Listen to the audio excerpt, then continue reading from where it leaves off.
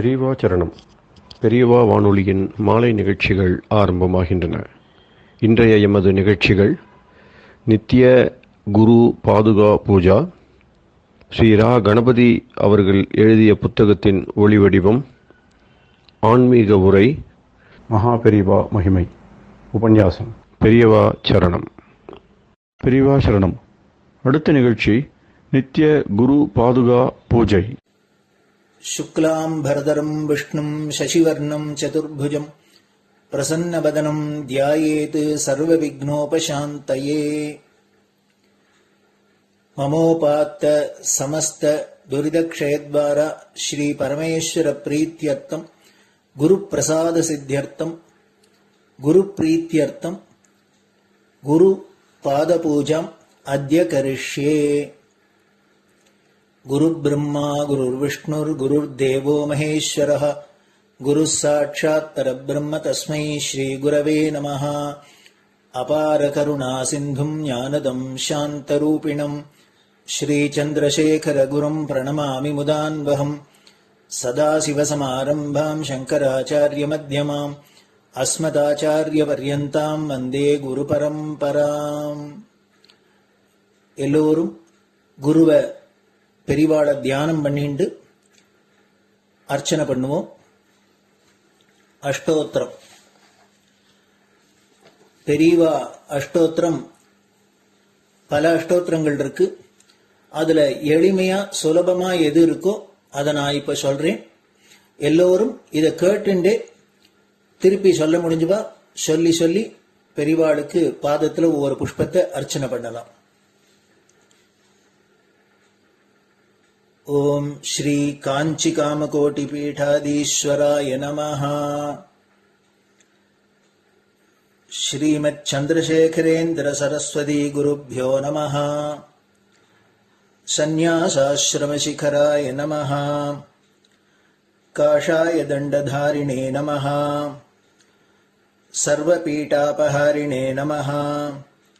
स्वामिनाथ गुरवे नमः. करुणासागराय नमः.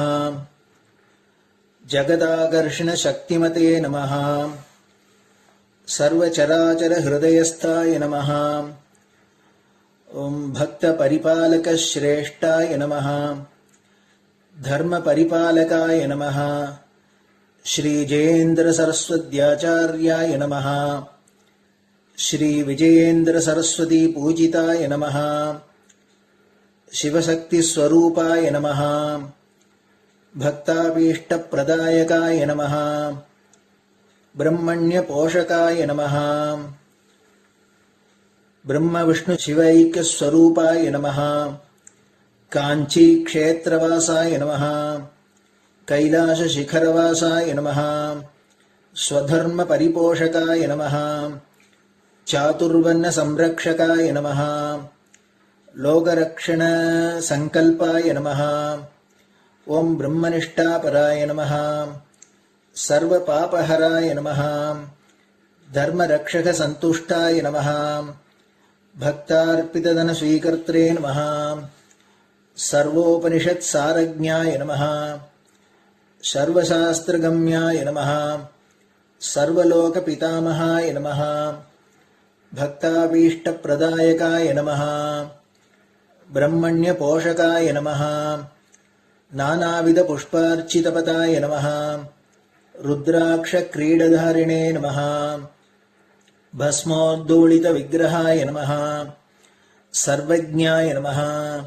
सर्वचराचर व्यापकाय नमः. अनेक शिष्य परिपालकाय नमः. मनश्चाञ्चल्य निवर्तकाय नमः. अभयहस्ताय नमः. भयापहाय नमः. यज्ञपुरुषाय नमः. यज्ञानुष्ठान रुचिप्रदाय नमः.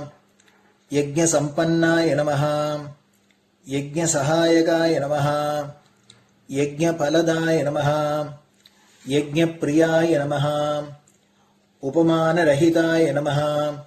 स्फटिक तुलसी रुद्राक्ष हारधारिणे नमः. चातुर्वर्ण समदृष्टये नमः. ऋग्यजुस्साम अथर्वणादि चतुर्वेद संरक्षकाय नमः. दक्षिणामूर्तिस्वरूपाय नमः जाग्रत् स्वप्न सुषुप्ति अवस्थातीताय नमः कोटिसूर्यतुल्यतेजोमय शरीराय नमः साधुसङ्गसंरक्षकाय नमः अश्वगज गोपूजा निर्वर्तकाय नमः गुरुपादुकपूजातुरन्तराय नमः कनकाभिषिक्ताय नमः स्वर्णबिल्वदलपूजिताय नमः सर्वजीवमोक्षदाय नमः मूकवाक्ताननिपुणाय नमः नेत्रदीक्षादानाय नमः द्वादशलिङ्गस्थापकाय नमः गानरसप्रियाय नमः ब्रह्मज्ञानोपदेशकाय नमः सकलकलासिद्धिताय नमः चातुर्वर्ण्यपूजिताय नमः अनेकभाषासम्भाषण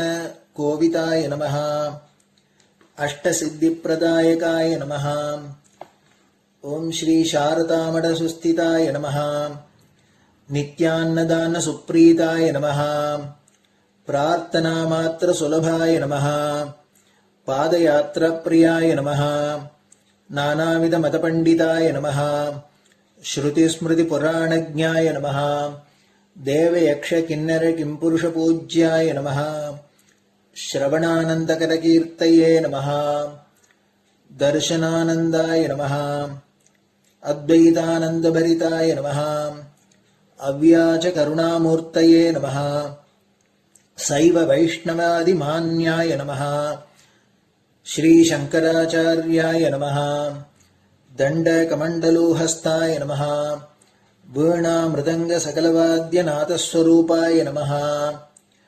रामकथारसिकाय नमः वेदवेदाङ्ग आगमादिसकलकलासतस्प्रवर्तकाय नमः हृदयगुहाशयाय नमः शतरुद्रीयवर्णितस्वरूपाय नमः केदारेश्वरनाथाय नमः अविद्यानाशकाय नमः निष्कामकर्मोपदेशकाय नमः लघुभक्तिमार्गोपदेशकाय नमः लिङ्गस्वरूपाय नमः सालग्रामसूक्ष्मस्वरूपाय नमः कालड्यां शङ्करकीर्तिस्तम्भनिर्माणकर्त्रे नमः जितेन्द्रियाय नमः शरणागतवत्सलाय नमः श्रीशैलशिखरवासाय नमः डमरुकनादविनोदाय नमः वृषभारूढाय नमः दुर्मदनाशकाय नमः आभिचारिकदोषहर्त्रे नमः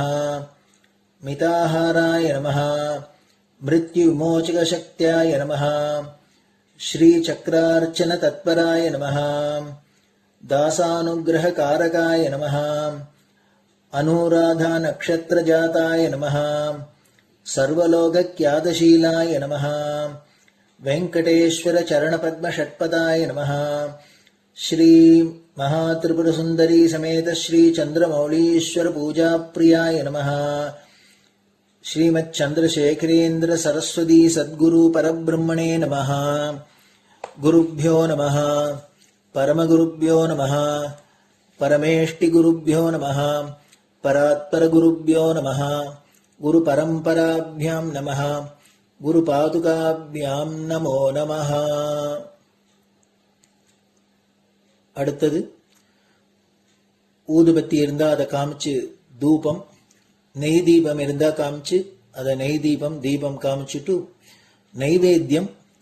நைவேத்தியம் வெத்தலைப்பாக்கு பழம் இதுலேருந்து ஆரம்பிச்சு அவளுக்கு எது சௌரியமோ அதுபடி நைவேத்தியம் பண்ணலாம்.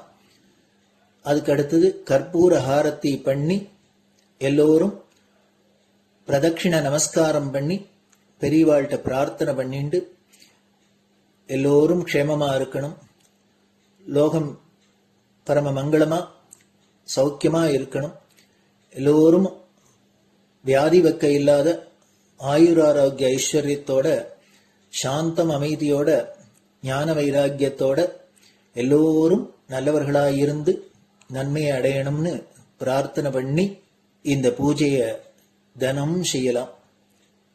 குரு பிரம்மா குருர் விஷ்ணுர் குருர் தேவோ மகேஸ்வரः குரு சாட்சாத் பரபிரம்ம தஸ்மை ஸ்ரீ குரவே நமஹ. அபார கருணா சிந்தும் ஞானதம் சாந்தரூபிணம் ஸ்ரீ சந்திரசேகர குரும் பிரணமாமி முதான்வகம். சதாசிவசமாரம்பாம் சங்கராச்சாரிய மத்யமாம் அஸ்மதாச்சாரிய பர்யந்தாம் வந்தே குரு பரம்பராம். குரு பாத பூஜை நிறைவடைஞ்சது. பெரியவா சரணம். பெரியவா சரணம். பெரியவா வானொலியில் நேயர்கள் அடுத்து கேட்க இருப்பது ஸ்ரீ ரா கணபதி அவர்கள் எழுதிய புத்தகத்தின் ஒளி வடிவம். அளிப்பவர் ஸ்ரீமதி உமா சங்கர் அவர்கள். தேனினும் இனிய சொல்லான் தீச்சுடர் மேனி கொண்டான் ஊனுயிர்க்குயிரதான ஒன்றினைக் கலந்து நின்றான் ஏனினிக் கவலை நெஞ்சே இன்றுனக் அருள் செய்தான் இஞ்ஞானவான் காமகோட்டி நாதனை நம்புவோமே. ஜெய ஜெய சங்கர ஹரஹர சங்கர.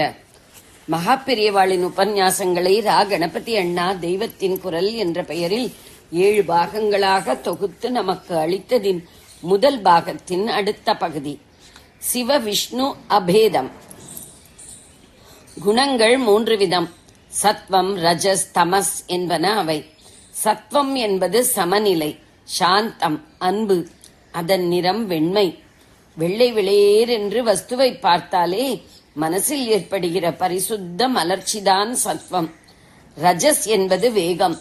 இதில் நல்லது கெட்டது இரண்டும் கலந்திருக்கும். இதன் நிறம் சிவப்பு அல்லது செம்மஞ்சள். செக்கச்செவேல் என்று இருப்பதில் அழகும் உண்டு. கண்ணை குத்துகிற மாதிரி பயப்படுகிற தினுசும் உண்டு. உதய சூரியனையும் செம்பருத்தியையும் பார்த்தால் சிவப்பே அழகாயிருக்கிறது. இரத்தத்தை பார்த்தால் பயமாயிருக்கிறது. தமஸ் என்பது முழுக்கவும் கெட்ட குணம். சோம்பல், தூக்கம் எல்லாம் இதைச் சேர்ந்தவை. இதன் நிறம் கருப்பு, அதாவது அஞ்ஞான இருள்மயமானது. சத்வ, ரஜோ, தமோ குணங்களில்தான் எல்லா மனிதர்களும் கட்டுண்டு கிடக்கிறோம். எல்லாம் ஒரே பரமாத்மாவிடமிருந்து வந்ததால் சத்வம், ரஜஸ், தமஸ் இவற்றுக்கும் ரூபகமாக பரமாத்மாவின் 3 மூர்த்தி பேதங்களை சொல்கிறார்கள். ஜனனம் என்பதில் நல்லதும் கெட்டதும் கலந்து இருக்கிறது. காம வேகத்தினால்தான் பிறப்பு உண்டாகிறது. எனவே சிருஷ்டிக்கெல்லாம் காரணமாயிருக்கிற பிரம்மாவை பரமாத்மாவின் ரஜோகுணமூர்த்தி என்று வைத்தார்கள். அதில் யாருக்கும் அபிப்பிராய பேதமில்லை. பிரம்மா மஞ்சள் சிவப்பாக இருக்கிறவர். பரிபாலனம் செய்து சத்வகுணத்தால் நடப்பது மகா பாவம் செய்கிற நமக்கு ஒருவேளை சோறு பெறக்கூட லாயக்கில்லை. அப்படி இருந்தும் எறும்பிலிருந்து சகல ஜீவராசிகளுக்கும் உணவு கிடைக்கும்படி செய்து ரட்சிப்பவர் மகாவிஷ்ணு. இவரை சத்வமூர்த்தி என்று வைத்தார்கள். சம்ஹாரம் என்பது அழிப்பது. அழிக்கிற குணம் தமசைச் சேர்ந்தது. இதனால்தான் சம்ஹாரமூர்த்தியாகிய சிவனை தமோமூர்த்தி என்கிறார்கள். இதிலிருந்துதான் சைவ வைஷ்ணவ பிணக்கு யாவும் வந்தது போலிருக்கிறது. மகாவிஷ்ணுவின் பரிபாலனத்தை சத்வம் என்று சைவர்கள் ஒப்புக்கொள்ள மாட்டார்கள். இந்த நிலையற்ற இகலோக வாழ்க்கையை பரிபாலிப்பது என்பது மனிதனை மேலும் மேலும் அஞ்ஞானத்தில் தள்ளுகிற காரியம்தான். இதில் சத்வம் இல்லை. சிவன்தான் அஞ்ஞானம் நீங்க ஞானோபதேசம் செய்கிறவர். இந்த ஞானோபதேசத்துக்கு பக்குவமாக இல்லாதவர்களை கூட அவர் பரம கிருபையோடு அவ்வப்போது கர்மக்கட்டிலிருந்து விடுவித்து ஓய்வு தருவதற்கே சம்ஹாரம் செய்கிறார். பிறவிகளுக்கு நடுவே சம்ஹாரத்தின் மூலம் விஸ்ராந்தி தருகிற கருணாமூர்த்தியே சிவபெருமான். இத்தொழில் தமஸ் அல்ல, சத்வமே. பரதெய்வமான பரமேஸ்வரன் ஆக்ஞைப்படிதான் விஷ்ணு பரிபாலனம் செய்கிறார் என்று சிவபக்தர்கள் சொல்கிறார்கள். வைஷ்ணவர்களோ மகாவிஷ்ணு இவ்வுலகத்தை பரிபாலனம் பண்ணுவார், ஆனால் அது மட்டும் இல்லை, அவரே பரமபதமான மோட்சமும் தருவார். அவரே முழு முதற் கடவுள். பரமசிவன் அவருக்கு கீழ்ப்பட்டுத்தான் சம்ஹாரம் செய்கிறார் என்கிறார்கள். ஸ்ரீ ஆதிசங்கர பகவத் பாதர்களின் சித்தாந்தத்தை ஏற்றுக்கொண்டிருக்கிற நாம் சைவரும் அல்ல, வைஷ்ணவரும் அல்ல. நமக்கு ஸ்மார்த்தர் என்று பெயர். ஸ்மிருதிகள் என்கிற தர்மசாஸ்திரங்கள் சொல்வதை அனுசரிக்கிறவர்களே ஸ்மார்த்தர்கள். நமக்கு சிவன், விஷ்ணு இன்னும் மீதமுள்ள எல்லா தெய்வமுமே ஒரே பரமாத்மாவின் வெவ்வேறு ரூபங்கள்தான். இதில் ஏற்றத்தாழ்வே இல்லை. இப்படி நாம் சொன்னால் மற்றவர்கள் விடுவார்களா? தங்கள் தங்கள் தெய்வத்தின் தொழிலை சொல்லி இதுதானே சத்வமூர்த்தி என்று கேட்கிறார்கள். சத்வமூர்த்தியைத்தான் வழிபட வேண்டும். இதனால்தான் இரு கட்சிக்காரர்களும் ஏக மனதாக ரஜோகுணமூர்த்தி என்று வைத்துவிட்ட பிரம்மாவுக்கு கோவிலோ வழிபாடோ இல்லை. நாம் நடுநிலையில் நின்று யோசித்து பார்ப்போம். பிரம்மாவின் தொழில் ரஜஸ், நிறமும் ரஜஸ். அவர் வசிக்கிற தாமரையும் சிவப்பாக ரஜோ சம்பந்தமாகவே இருக்கிறது. ஆனால் சிவனையும் விஷ்ணுவையும் பாருங்கள். பரிபாலனம் என்கிற சத்வ தொழிலை செய்கிற விஷ்ணு வெளுப்பாகத்தானே இருக்க வேண்டும். ஆனால் இவரோ கரியவராக இருக்கிறார். இது தமசின் நிறம். அதோடு கூட இவர் ஆதிசேஷன் மேல் நீள நெடுக படுத்துக்கொண்டு எப்போது பார்த்தாலும் தூங்கிக் கொண்டிருக்கிறார். தூக்கமும் தமசை சேர்ந்ததுதான். சிவனை பார்ப்போம். அழிவு என்கிற தமோ குணத் தொழிலை செய்கிற இவர் கருப்பாக இல்லை, சுத்த ஸ்படிக சங்காசம் என்றபடி சுத்த சத்வ வெள்ளையாய் இருக்கிறார். இவர் இருக்கிற பனிமலையான கைலாசமும் அப்படியே இருக்கிறது. விபூதி பூச்சு, ரிஷப வாகனம் எல்லாம் ஒரே வெளுப்பு. இவர் தூங்கவில்லை. ஒன்று சாந்த தட்சிணாமூர்த்தியாக இருக்கிறார், அல்லது நடராஜனாக ஆனந்த கூத்தாடுகிறார். இதெல்லாம் சத்துவமாகவே இருக்கிறது. இதிலிருந்து என்ன ஏற்படுகிறது? சிவனும் விஷ்ணுவும் தனித்தனியாக சத்வமூர்த்தி, தமோமூர்த்தி என்று பிரிந்திருக்கவில்லை. இருவரிடமும் சத்வம், தமஸ் இரண்டும் கலந்திருக்கின்றன. ஒருவர் ரூபத்தில் தமஸ், காரியத்தில் சத்வம். இன்னொருத்தர் ரூபத்தில் சத்வம், காரியத்தில் தமஸ். காரிய சத்வத்தை வைத்து வைஷ்ணவர் விஷ்ணுவை வணங்குகிறார்கள். ஸ்வரூப சத்வத்தால் சைவர் சிவனையே தெய்வமாக கொண்டாடுகிறார்கள். பட்சபாதம் இல்லாமல் யோசித்தால் இரு குணங்களும் இரு மூர்த்திகளிடமும் கலந்திருப்பதால் சாராம்சத்தில் இரண்டும் ஒன்றே என்று தெளியலாம். இரண்டையும் அன்போடு பக்தி செலுத்தி வழிபடலாம். ஜெய ஜெய சங்கர, ஹரஹர சங்கர. பெரியவா சரணம். இந்நிகழ்ச்சியின் அடுத்த பகுதி நாளை மாலை இதே நேரத்தில் ஒளிபரப்பாகும். பெரியவா சரணம். பெரியவா சரணம். பெரியவா வானொலியில் நேயர்கள் அடுத்து கேட்க இருப்பது திரு கவிக்கண்ணன் அவர்களின் ஆன்மீக உரை. பெரியவா சரணம். ராம் ராம். ஸ்ரீ குருப்யோ நமஹ. ஜெய ஜெய சங்கர, ஹர ஹர சங்கர. பெரியவா வானொலி நேயர்கள் அனைவருக்கும், மகா பெரியவாவுடைய பக்தர்கள் அனைவருக்கும் அடியேன் கவிக்கண்ணனின் அன்பு கலந்த நல்வாழ்த்துக்கள்.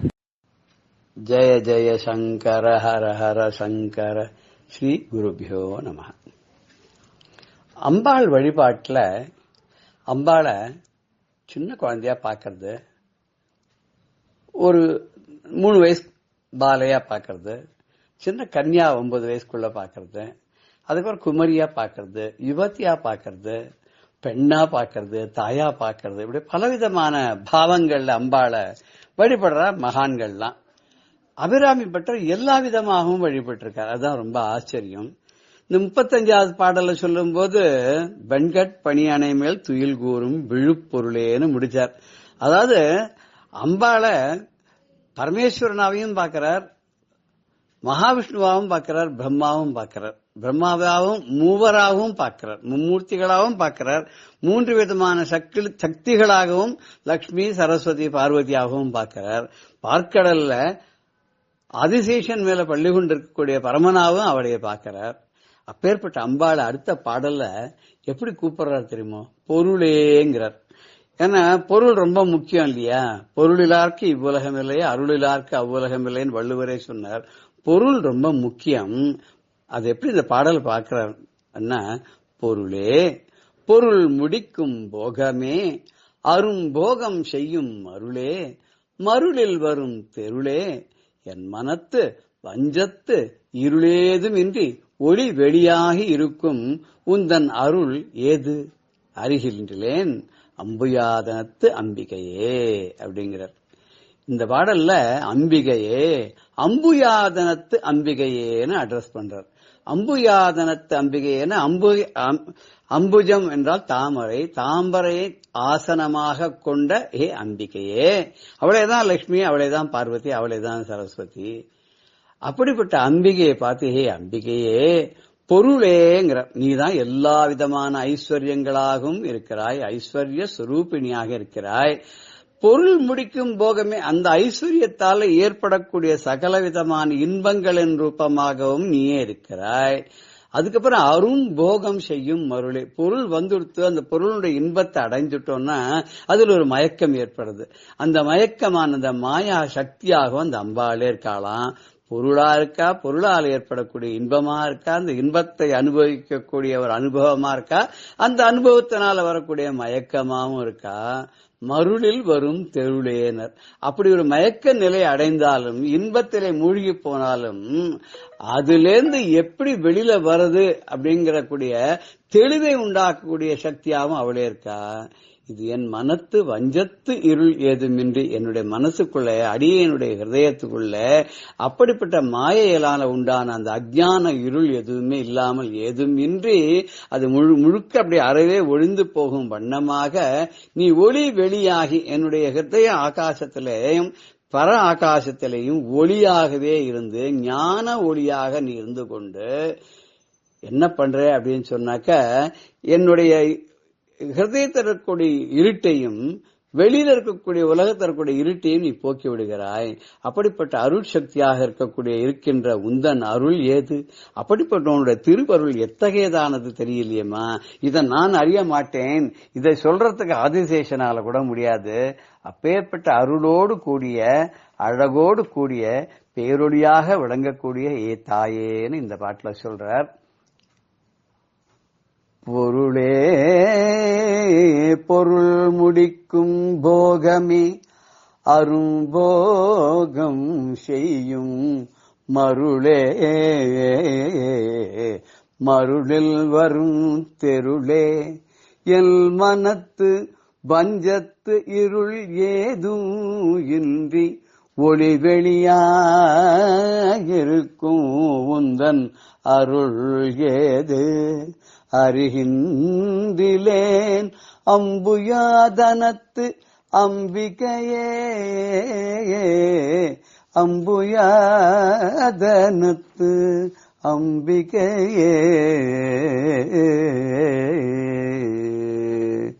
அந்த அம்பிகை எப்படி இருக்கான்னு வர்ணிக்கிற அடுத்த பாட்டுல அதையும் சேர்த்து பார்த்துட்டு அப்புறம் நாமாவளிக்கு போகலாம். நம்ம கைக்கே அணிவது கண்ணலும் பூவும் கமலமல்ன மெய்க்கே அணிவது வெண்முத்து மாலை விட அறவில் பைக்கே அணிவது பன்மணி கோவையும் பட்டு எட்டு திக்கே அணியும் திருவுடையான் இடப்பாகம் சேர்பவளே எட்டு திக்கே அணியும் திருவுடையான் இடப்பாகம் சேர்ந்தவளே. இந்த பாடல்ல எட்டு திக்கே அணியும் திருவுடையான் இடம் சேர்பவளேங்கிற திகம்பரன் பரமேஸ்வரனுக்கு பேர். திக்கையே அம்பரம் ஆடையாக கொண்டவன், எட்டு திசைகளையும் தன்னுடைய ஆடையாக அணிந்து கொண்டிருக்கூடிய அந்த பரமேஸ்வரன் இருக்காரு.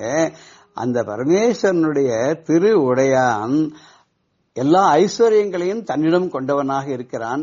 அவ்வளவு ஐஸ்வர்யங்கள் இருந்தாலும் திசையே ஆடையாக வச்சுருக்கான், ஜடாமுடி தரிச்சுன்னு இருக்கான், பாம்பையே அணிகலனா சூடின்னு இருக்கான், ருத்ராட்ச மாலை போட்டுன்னு இருக்கான், புலித்தோலையும் யானைத்தோலையும் இடுப்புல கட்டின்னு இருக்கான், உடம்பு முழுக்க பஸ்மம் பூசின்னு இருக்கான், வாசம் பண்றது இடுகாடு. இப்படி ரொம்ப எல்லாவற்றையும் பக்தர்களுக்கெல்லாம் செல்வங்களை எல்லாம் அள்ளி கொடுத்து விட்டு தான் ரொம்ப சாதாரண எளிமையா இருக்கானோ அவனுடைய இடம் சேர்ப்பவளேன்னு அவருடைய இடப்பாகத்தை அடைந்தவளே, அர்த்த நாரீஸ்வரியாக இருக்கக்கூடியவளே. உன்னுடைய கைக்கே அணிவது, உன்னுடைய திருக்கரங்கள்ல நீ என்ன அணிந்திருக்க? பரமேஸ்வரனுடைய திருக்கைகள்ல நகாபூஷணம் இருக்கு. ஆனா உன்னுடைய திருக்கையில என்ன தெரியுமா? கண்ணலும் பூவும். கண்ணல்னா கரும்பு, கரும்பு வில்லும் மலர் அம்புகளையும் நீ கையில வச்சுட்டு இருக்க. கமலமன்ன மெய்க்கே அணிவது, தாமரை போன்ற வாசனை மிக்க மேன்மையான திருமேனியில நீ என்ன அணிந்து கொண்டிருக்கிறாய் அப்படின்னு சொன்னா வெண்முத்து மாலை, அழகான விளவிலேன்னு பிரகாசமா இருக்கக்கூடிய முத்து மாலைகள்லாம் அணிந்து கொண்டிருக்கிறாய்.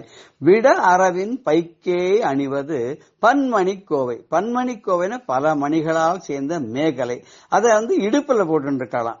அவளுடைய இடுப்பு பாம்பு படம் எடுத்த மாதிரி இருக்கான்.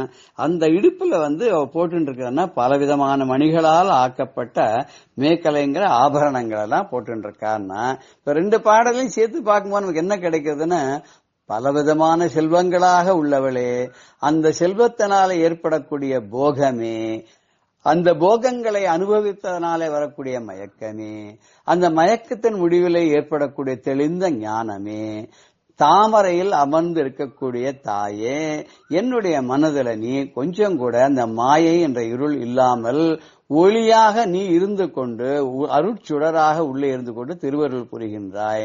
அதை என்னால சொல்ல முடியாது, உன்னை நான் வர்ணிக்கத்தான் முடியும். நீ எப்படி இருக்கேன்னா 8 திசைகளையும் தன்னுடைய ஆடையாக அணிந்து கொண்டிருக்கிற அந்த பரமேஸ்வரனுடைய இடபாகத்திலே அர்த்தநாரீஸ்வரியாக எழுந்திருக்கக்கூடிய அன்னை, உன்னுடைய திருக்கரங்கள்ல அழகான கரும்பை வில்லாக ஏந்தி கொண்டு மலர் அம்புகளை எல்லாம் வைத்துக் கொண்டு உன்னுடைய திருமேனியில ரொம்ப அழகான வெள்ளையான முத்து மாலைகள் எல்லாம் போட்டுருக்க. உன்னுடைய இடுப்புல நீ என்ன பண்ணிருக்க அப்படின்னு கேட்டாக்க, ரொம்ப அழகான ஒரு மணிகளால் ஆன மேகலையை அணிந்து கொண்டிருக்கிறாய். அப்பேற்பட்ட நீ அம்புயாதனத்து அம்பிகையே, அதாவது தாமரை என்னும் ஆசனத்தில் மீது அமர்ந்து கொண்டு காட்சி தருபவளாக இருக்கிறாய்னு அம்பாளை பத்தி சொல்றார். அந்த அம்பாள் கருணையோடு தன்னுடைய பிழைகளை எல்லாம் பொறுத்து உள்ளுக்குள்ளே இருக்கக்கூடிய இருட்டை எல்லாம் விலக்கி மயக்கங்களை எல்லாம் மறுத்து ஞான ஒளியை ஊட்டுகிறாள் அப்படின்னு இந்த 2 பாடல்ல சொல்றார். இதுல வர நாமாவளியெல்லாம் இப்ப பார்க்கலாமா? நம்ம வரிசையா பார்க்கலாம். பொருளே அப்படின்னா செல்வங்களேன்னு சொன்னோம். அந்த செல்வங்களை எல்லாம் தரக்கூடியவளாக இருக்கிறாள் அப்படின்றத 670வது நாமாவளியில வசுதான், எல்லாருக்கும் எல்லா விதமான செல்வங்களையும் அள்ளி கொடுப்பதனால அம்பாளுக்கு வசுதான்னு பேரு. அதே 684வது லலிதா சஹஸ்ரநாம நாமாவளியில ராஜராஜேஸ்வரன், ராஜாக்களுக்கெல்லாம் ராஜாவாக இருக்கக்கூடியவள். குபேரனுக்கும் ராஜராஜன் குபேரனுக்கு கூட பேரு. அந்த குபேரனுக்கும் அப்படி செல்வங்களை அள்ளி கொடுப்பவள் அவள். அவன் அதை வச்சு கொண்டுதான் மற்றவாளுக்கு எல்லாம் கொடுக்கறான். இந்த அபிராமி அன்னை பொருளை கொடுப்பாள். பொருளை கொடுக்கறதும் மாத்திரம் இல்ல, நம்மள சோதனை பண்றதுக்காக அந்த பொருளை நமக்கு கொடுத்து நம்ம அனுபவிக்கக்கூடிய பாக்கியத்தை கொடுத்து அதனால வரக்கூடிய மயக்கத்தையும் அவளே கொடுப்பாள். அதுக்குதான் 219வது நாமாவளில மகாபோகா, மகத்தான சுகத்தை அனுபவிக்க வைப்பவள், அனுபவிப்பள். அவளே இருந்து கொண்டு சுகமாகவும் சுகத்தை தருபவளாகவும் சுகத்தை அனுபவிப்பவளாகவும் இருக்கிற கரணம் காரணம் கர்த்தான் விஷ்ணு சஹஸ்ரநாமத்துல வர மாதிரி அப்படி இருக்கா. அவ மகா மாயை. அவ என்ன பண்றான்னா மாயா ஸ்வரூபிணி. அந்த மாயா ஸ்வரூபிணியா இருந்தவளைத்தான் கிருஷ்ண பரமாத்மா தான் பிறக்கும் போது கோகுலத்திலிருந்து போய் மதுரால தேவகிக்கு பொண்ணா அங்க இருக்கும்படியா பண்ணி தான் கோகுலத்துக்கு மாறினார் இல்லையா. ஒருத்தி மகனாய் பிறந்து ஓரிரவில் ஒருத்தி மகனாய் ஒளித்தேன் பண்ணார் இல்லையா. அப்ப அந்த மாயை தான் ஹெல்ப் பண்ணா இல்லையா. அதுலதான் மாயைக்கு துர்கான்னு கூட பேர் கொடுத்தா.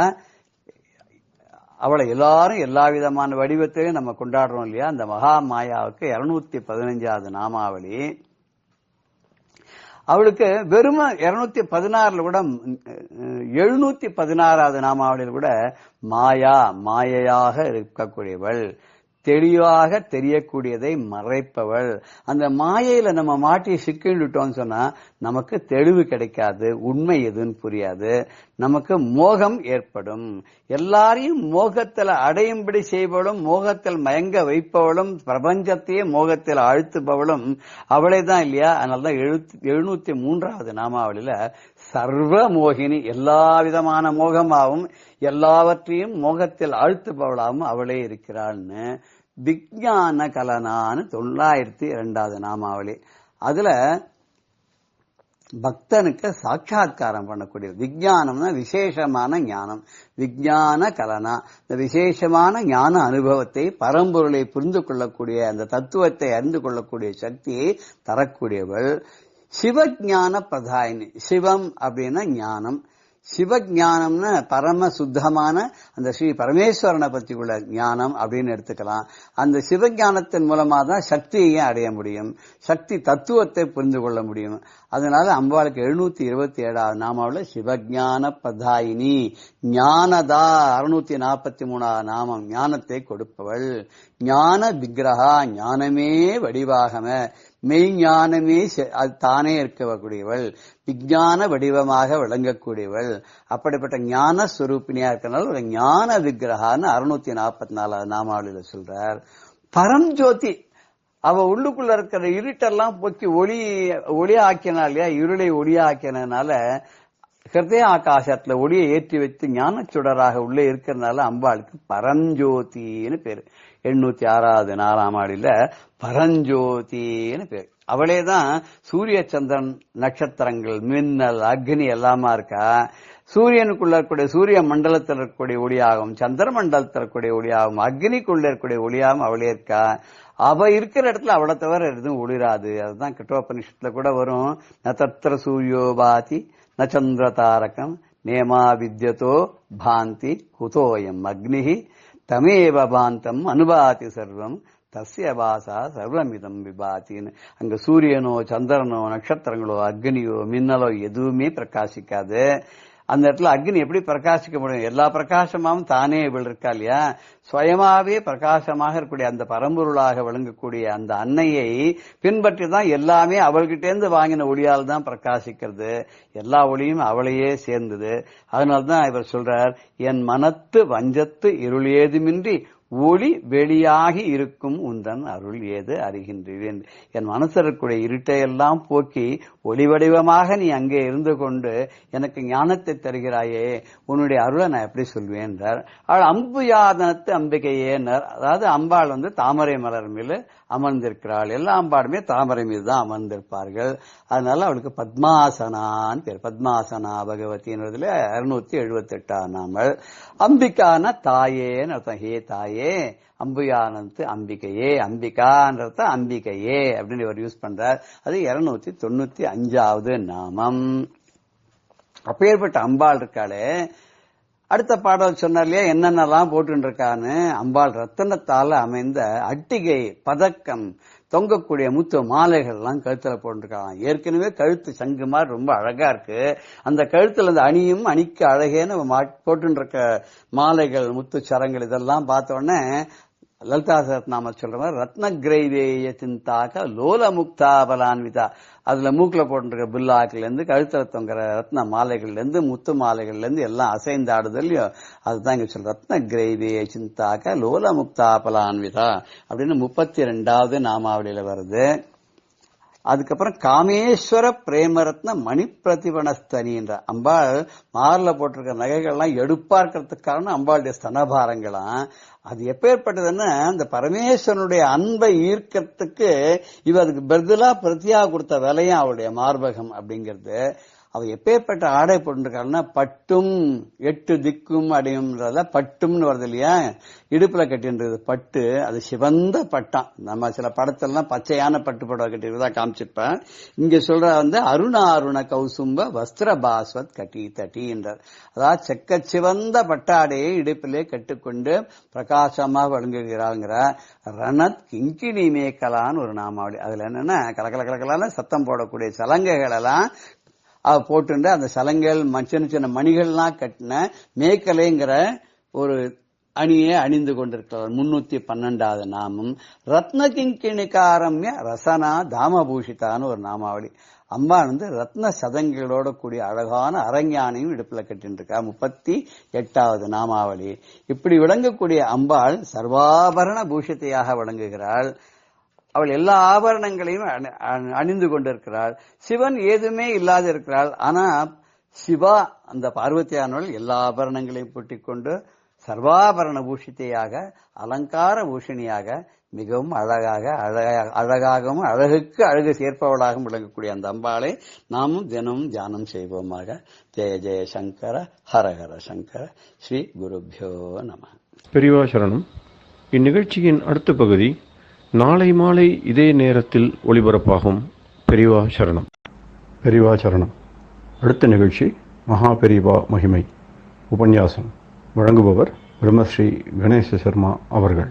சாஸ்திரம் ஷாரீரமீமாம்சா தேவஸ்து பரமேஸ்வரः ஆச்சார்ய சங்கராச்சார்யः சந்து மே ஜென்ம ஜென்மனி. ரொம்ப அழகான ஸ்லோகம். அதாவது சாஸ்திரம் ஷாரீரமீமாம்சா. ஒரு பக்தர் பிரார்த்தனை பண்றார் ஈஸ்வரன்ட்ட, தனக்கு இனிமே எல்லாரும் ஜென்மா நிவர்த்தி ஆகணும்னு கேட்பா. இவர் என்ன பண்றாருன்னு, அப்படி எனக்கு என்னோட பிராரப்தம் இருந்து ஜென்மங்கள் தொடர்ந்தா கூட எப்படி இருக்கணும் அல்ல, அது ஒரு கண்டிஷன். அப்பர் சுவாமி சொல்றாரு, புழுவாய் பிறக்கினும் புண்ணியா உன்னடி என்மனத்தே மறவாதிருக்க வரந்தரல் வேண்டும் அப்படிங்கிறாரு. நான் எந்த புழுவா பூச்சியா எப்படி பிறந்தா கூட எனக்கு ஜென்மா இருந்தா கூட ஒன்ன நினைக்கணும், உங்ககிட்ட பக்தி இருக்கணும். அப்படி இருந்துட்டுனா எந்த ஜென்மா இருந்தாலும் கரையிடும் அப்படின்னு அர்த்தம். அது மாதிரிதான் இங்கேயும் சொல்றது. ஷாரீர மீமாம்சான்னு நம்ம வேதாந்தத்துல பெரிய இருக்கிறது உபனிஷத்து, இந்த பாக்கியம், இந்த வேதத்துல இருக்கிற இந்த அத்வைதம் அப்படிங்கிற சித்தாந்தம். அதுதான் எனக்கு சாஸ்திரம். அந்த ஷாரீர மீமாம்சையா இருக்கட்டும். தேவஸ்து பரமேஸ்வரா, நான் வழிபடுற தெய்வம் என்னை ஆள்ற ஈஸ்வரன் சாட்சாத் பரமேஸ்வரனா இருக்கட்டும். எனக்கு ஆச்சாரியரா யாருக்கட்டும், சங்கராச்சாரியரே இருக்கட்டும். இது என்னன்னு, சந்துமே ஜென்ம ஜென்மனி, எத்தனை ஜென்மா எடுத்தாலும் எனக்கு இது மூணும் எப்பொழுதுமே கிடைக்கட்டும் அப்படின்னு. நாமளும் அப்படித்தானே பிரார்த்தனை பண்றோம். இந்த ஸ்லோகத்தை சொல்லியே பிரார்த்தனை பண்ணலாம். நமக்கு எப்போ இருந்தாலும் நமக்கு ஆச்சாரிய பீடம்ங்கிறது காஞ்சி காமகோடி பீடமா இருக்கட்டும். ஆச்சாரியன்னா இப்ப ஏற்பட்ட பெரியவாளே நமக்கு ஆச்சாரியாளா இருக்கட்டும். அந்த சந்திரமொழீஸ்வரே திரிபுர சுந்தரியே நம்மளோட வழிபடுற தெய்வமா இருக்கட்டும். இந்த அத்வைதம்ங்கிறதே பரம சத்தியமான இந்த சாஸ்திரமே வேதாந்தமே நமக்கு பிரமாணமா இருக்கட்டும் அப்படின்லாம் நாமளும் பிரார்த்தனை பண்றாப்புல தான் இருக்கு. அப்பேற்பட்ட ஆச்சாரியாளான பெரியவா இளையாத்தங்குடியில் இருக்கிறதே பல நிகழ்ச்சிகளை பார்க்குறோம். அந்த இளையாத்தங்குடியில் இருந்துக்கிறதே புதுப்பெருவாளுக்கு பாடங்கள்லாம் நடந்தது அப்படின்னு சொன்னோம். வேதாந்த பாடங்கள், சாஸ்திர பாடங்கள்லாம் நடந்துட்டு இருக்கு. ஏன்னா புதுப்பெரியா பட்டத்துக்கு வந்த கொஞ்ச நாளா இருக்கிறதுனால பல வித்வான்கள்லாம் வந்து சொல்லி கொடுத்துட்டு இருக்கா. இந்த சாஸ்திர பாடங்கள் நடக்கிறதே சகஜ சமாதி, நிர்விகல்ப சமாதி, இதெல்லாம் பத்தி அவெல்லாம் வியாக்கியானம் எல்லாம் பண்ணிட்டு இருக்கா. அந்த பண்டிதருக்கு, கூட படிக்கிற பண்டிதருக்கு இந்த சகஜ சமாதி அதெல்லாம் கொஞ்சம் அவரோட அறிவுபூர்வமா அதை ஒத்துக்க முடியல. காரணம், இந்த சகஜ சமாதியில என்ன பண்ணுவாங்கிறா, அந்த யோகீஸ்வரெல்லாம் அந்த பிரம்மானந்தத்துல அப்படியே உள்ளுக்குள்ள அந்தரத்துல நிஷ்டையிலேயே இருப்பா. அதை கலையாத, ஆடாத, அசங்காத அந்த பிரம்மத்தோட லயிச்சிருக்கிற அந்த ஆனந்தத்திலேயே பிரம்மானந்தத்திலே லயிச்சிருப்பா. ஆனா வெளியில பார்த்தேன்னா ரொம்ப சகஜமா இருப்பா, சர்வசாதாரணமா இருப்பா. அவ கையால காரியங்கள்லாம் பண்ணிட்டுப்பா, கண்ணால பார்த்துட்டுப்பா, வாயால பேசிட்டுப்பா, காதால கேட்டுப்பா, காலால் நடந்துட்டுப்பா, எல்லாம் அவளே குளிப்பா, சாப்பிடுவா, தூங்குவா, எல்லாம் பண்ணிட்டுப்பா. இப்படி பார்த்தாக்க சாதாரணமா சகஜமா இருக்கிறாப்புல இருக்கும். ஆனா உள்ளுக்குள்ள அந்த பிரம்மனிஷ்டம் மட்டும் கலையாத இருக்கும் அப்படின்லாம் சொல்றது. இதைத்தான் அந்த கூட படிக்கிற ஒருத்தருக்கு புரியல, அவரால் புரிஞ்சுக்க முடியல. அது எப்படி உள்ளுக்குள்ள மட்டும் அப்படி இருக்கும், வெளியில இந்த காரியம் எல்லாம் பண்றதே. நமக்கெல்லாம் ஒண்ணுமில்லை, சித்த பூஜை பண்றதே யாரானு ஒரு டிவி போட்டா, ஏதானு சத்தம் கேட்டா, ஒரு பெல் அடிச்சாலே நமக்கு கான்சன்ட்ரேஷன் ஒன்னே கலைஞ்சு போயிடுறது, மனசு ஒன்னே அதுல ஓடி போயிடுறது. அப்படி இருக்கிறது இவாளுக்கு மட்டும், இந்த ஞானிகளுக்கு மட்டும், யோகேஸ்வராளுக்கு மட்டும் அது உள்ளுக்குள்ள அப்படியே பிரம்மத்துல லயிச்சது நயிச்சுட்டே இருக்கும். வெளியில மட்டும் காரியம் செய்யுமா அப்படின்னா அந்த உள்ளுக்கும் வெளிக்கும் சம்பந்தமே இல்லாத மாதிரினா இருக்கு. நம்மளால அப்படி முடியாது. வெளியில ஒரு காரியம் பண்ணணும்னா மனசு அதுல போய் ஈடுபட்டு அதை மனசை அதுல வச்சாதானே நம்மளால காரியத்திலே பிரவேசிக்க முடியறது. இதுதான் அனிச்சை செயல் மாதிரின்னா சொல்றா. சரீரங்கள் பாட்டுக்கு காரியங்களை பண்ணிட்டு இருக்கும், மனசு பாட்டுக்கு உள்ளுக்குள்ள அந்த ஆத்மாராமனா உள்ளுக்குள்ள அந்தரியாமையா அனுபவிச்சுருக்கும் அப்படின்னு சொன்னா இதெல்லாம் அவருக்கு எப்படி என்னன்னு புரியல. அப்படி இருக்கிறதுனாலே அவளுக்கு எப்படி இருக்கும்னு அந்த தேக பாவம் போயிடுறது. அதுல தேகத்தோட பாவம் இல்லாத அது பாட்டுக்கு அந்த பிராரப்தத்துக்கு ஏத்தாப்புல என்னென்ன அந்த யாத்திரா காலங்களில் என்னென்ன பண்ணணுமோ அதை பண்ணிகிட்டே இருக்கும். இந்த ஜென்மா எடுத்ததுக்கு, இந்த சரீரத்தை தாங்கி வந்ததுக்கு அது என்னென்ன காரியங்களை பண்ணுமோ அது பாட்டுக்கு பண்ணிட்டு இருக்கும். இதுல அவ ஒட்டினதே கிடையாது அப்படின்லாம் இதுக்கு வியாக்கியானம் பெருசா சொல்லப்படுது. இதுதான் அவரால் நம்பிக்கைக்கு அவரால் கொண்டு வர முடியல, நம்ப முடியல.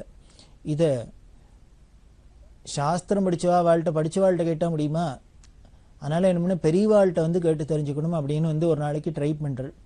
பார்த்தா ஒரு நாளைக்கு பெரியவா ஒரு கணத்தங்கரையில் ஒரு பெரிய தென்னை மரம் மாதிரி மரம் இருக்குது. அதில் அந்த மரத்தில் சாஞ்சின்னு உட்காந்துன்னு பேசின்னு இருக்கா.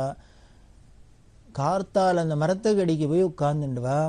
ராத்திரி 10 மணி 11 மணி ஆகிடுத்து, இன்னும் ஏந்துட்டே வரல. அப்படியே உட்காந்துட்டு இருக்கா. அந்த மரத்தில் அப்படி தென்னை மரத்தில் அப்படி சாஞ்சின்னு உட்காண்ட பெரியவா தான். அந்த பொசிஷனை கூட மாற்றல, அப்படியே சிலை மாதிரி உட்காந்துட்டு இருக்கா. ஆனால் பரவாயில்லோடலாம் பேசின்னு இருக்கா, அவளுக்கு பிரசாதம் கொடுத்துட்டு இருக்கா, அங்கே முன்னே என்னெல்லாமோ பண்ணிட்டு இருக்கு. இவர் ஒவ்வொரு தரமா எட்டி எட்டி பார்த்தார். பெரியவா தனியாக இருப்பாளாக்கும் வந்து இதை கேட்கணும், இந்த சகஜ சமாதியை பற்றி கேட்கணும், நிர்விகல்ப சமாதி இதெல்லாம் முடியுமா, சரீர பிரஜையே இல்லாத காரியங்கள்லாம் பண்ண முடியுமா, அப்படின்லாம் கேட்டு தெரிஞ்சுக்கணும் அப்படின்ட்டு வந்து ட்ரை பண்ணுறது. அப்பப்போ கூட்டம் வருது, ஒரு கூட்டம் வருது, போகிறது, ஒரு கூட்டம் வருது. இப்படி ஒரு வழியாக ராத்திரி 10 மணிக்கு மேலே பெரியவா ஏகாந்தமாக உட்காண்டா. அந்த கூட்டங்கள்லாம் ஓஞ்சுது. இப்போ டைம் கிடச்சின்னு ஓடி வந்தவர் பெரியவாள்கிட்ட கேட்குறார். இதெல்லாம் சொல்கிறாளே சகஜ சமாதி, நிர்விகல்ப சமாதி, அதெல்லாம் அந்த ஞானிகளுக்கெல்லாம் உள்ளுக்குள்ளே அப்படியே அந்தராத்மாவில் அவள் உடனே பிரம்மானந்தத்திலே லயிச்சிருப்பா. ஆனால் சரீரம் மட்டும் காரியம் பண்ணிட்டு இருக்கும். இந்த சரீர பிரங்க அவளுக்கு இருக்காது அப்படின்லாம் சொல்கிறாளே, இதெல்லாம் முடியுமா? இது பாசிபிளா? இல்லை இது வெறும் புஸ்தகத்தில் எழுதக்கூடிய ஒரு தியரி மாதிரியா, இல்லை ஒரு அனுபவத்துக்கு வரக்கூடிய ஒரு விஷயமா, அது என்ன ஏது தெரிஞ்சுக்கணும்னு ஆசையாக இருக்கு அப்படின்னு அவர் கேட்டோன்னு பெரியவா சிரிச்சுண்டே, சாஸ்திர புஸ்தகத்தில் எழுதியிருக்கோ இல்லையோ அப்படின்னு. இருக்கு. அப்போ புஸ்தகத்தில் எழுதியிருந்தால் உண்மையாக தானே இருக்கும், உண்மை இல்லாத புஸ்தகத்தில் எழுதுவாளோ அப்படின்னு. புஸ்தகத்தில் எழுதியிருக்கு, உண்மையாக இருக்கலாம். ஆனால் அது உண்மையாக பொய்யான்னு எனக்கு அனுபவத்தில் தெரிஞ்சாதானே அது நான் நம்ப முடியும்.